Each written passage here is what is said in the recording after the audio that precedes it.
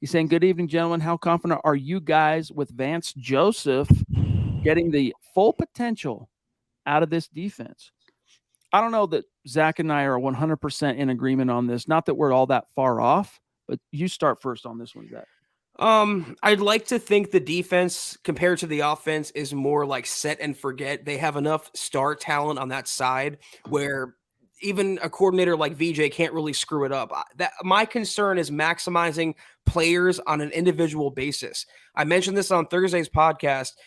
What VJ did in Arizona with Isaiah Simmons is criminal. They kept him in one spot, never moved him around, never let him become that Micah Parsons that he could be. I worry about that with some of the players on this defense, including Baron Browning, who's shifted from year to year between inside and outside linebacker.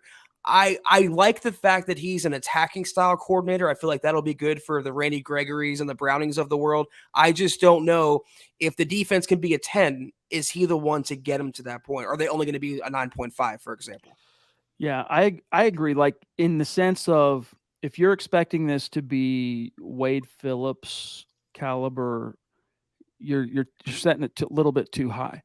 What I'm encouraged by is, yeah, he's gotten more experience with Arizona over the last whatever 4 years, but I'm really encouraged by if you guys can think back to his 2 years in Denver. Joe Woods was the defensive coordinator. There was running his scheme. Joe was calling it, and there were times, Zach, where Joe Woods would just straight up get into a funk. Midstream, mid game, they'd go into halftime, come out, and Vance Joseph would call the defense the rest of that half. Yeah. And all of a sudden, it looked totally different. Guys were, doing their jobs. Sausage was getting made, in other words. So he's a competent coordinator.